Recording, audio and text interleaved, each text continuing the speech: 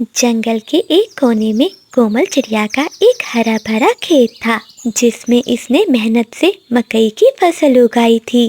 कोमल चिड़िया का पति परदेस के जंगल में गया हुआ था और पीछे से इसकी सास चिड़िया पर बहुत जुल्म करती थी।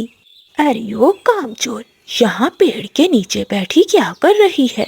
जल्दी जाकर सारे खेत के काम कर। जी माँ जी, मैं तो बस सांस लेने के लिए रुकी थी। सुबह से एक दाना भी नहीं खाया। थोड़ी हिम्मत जवाब दे रही है। अगर आप मुझे इजाजत दें तो मैं नदी से 2 घूंट पानी पी आऊं। पानी? बाजी वाह, अभी काम आधा भी नहीं हुआ और इसे पानी की पड़ गई। देख रानो, अगर समय पर फसल तैयार ना हुई तो हम सर्दियों में क्या खाएंगे? तेरा पति तो परदेस में बैठा मेहनत कर रहा है और तू यहाँ नखरे दिखा रही है। जब तक तो पूरे खेत में पानी नहीं दे देती, तुझे पानी पीने की इजाजत नहीं है। कोमल चिड़िया रोती हुई फिर से खेतों में काम करने लग जाती है और उसकी सास बैठी चिड़िया पर नजर रखती है। चिड़िया के मकई के खेत के पास एक पेड़ पर बिजली कव्वी और बादल कव्वे का घर था। देखो बादल, इस बेचारी चिड़िया का हाल देखो। इसकी सास ने इसे नौकर बनाकर रखा हुआ है। तपती धूप में इसका रंग भी काला पड़ गया है और हिम्मत भी जवाब दे रही है। हाँ बिजली, मैं भी यही देख रहा हूँ। ये खेत बहुत हरा भरा है। अगर ये खेत हमारा हो जाए तो हमें सारा साल दर दर की ठोकरें नहीं खानी पड़ेंगी। बस हमें इस कोमल को यहाँ से भगाना है। लेकिन बादल जी, ये खेत तो चिड़िया की सास का है। वो बहुत सख्त है, वो हमें ये खेत नहीं देगी।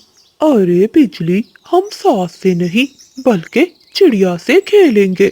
हम इस चिड़िया को इतना डराएंगे कि ये खेत छोड़कर जंगल से भाग जाएगी। जब चिड़िया चली जाएगी तो इसकी सास को रास्ते से हटाना मुश्किल नहीं होगा। रात होते ही चिड़िया की सास अपने घोंसले में चली जाती है, लेकिन कोमल चिड़िया अभी तक खेतों में बैठी काम कर रही थी। बादल और बिजली चिड़िया के पास आते हैं। चिड़िया बहन, अभी तक तुम यही हो? सुना है इस खेत में रात को साया आता है। तुम्हारी सास तो तुम्हें मार ही डालेगी इससे पहले कि तुम यहाँ किसी बला का शिकार हो जाओ। तुम ये खेत हमें दे दो और अपनी जान बचाकर यहाँ से दूर चली जाओ।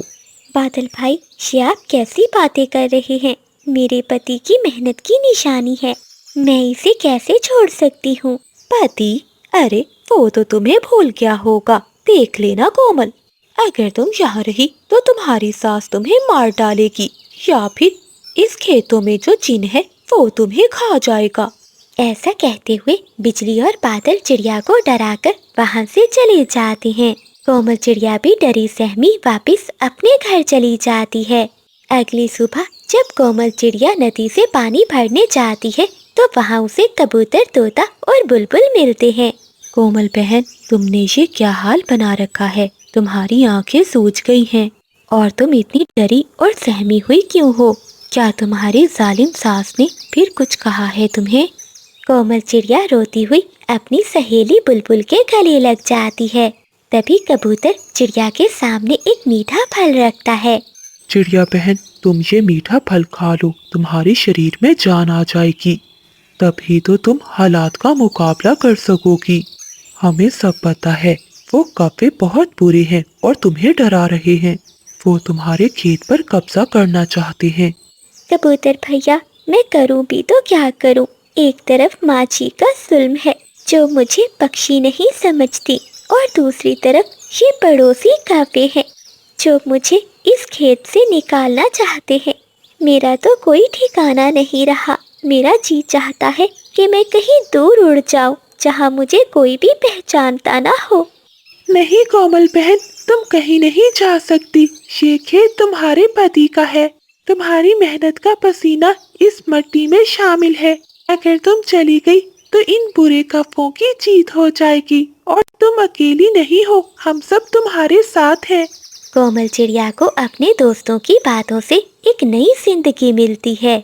चलो बिजली, समय आ गया है। चलकर चिड़िया को डराते हैं और खेत पर कब्जा करते हैं। हाँ बादल जी, मैं तैयार हूँ। ऐसा कहते हुए वो पति पत्नी एक पुरानी सफेद चादर ओढ़े चिड़िया के खेत में आते हैं।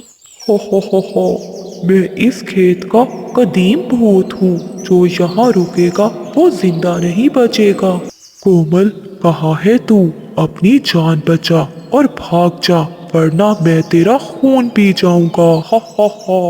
छोड़ दो ये खेत अब हमारा है, मेरा मतलब भूतों का है। चलो दोस्तों, समय आ गया है, पकड़ते हैं इन चोरों को और बताते हैं कि असली भूत कौन होता है। ऐसा कहते हुए बुलबुल, कबूतर और तोता तीनों मिलकर उन कौवों पर हमला कर देते हैं और उन्हें खूब मारते हैं। क्यों बादल और बिजली, बहुत शौक था ना दूसरों को डराने का। अब जरा हमारी मार का जायका भी चख लो। बिजली और बादल की खूब धुलाई होती है। वो दोनों पति पत्नी काई काई करते हुए खेत से भाग जाते हैं।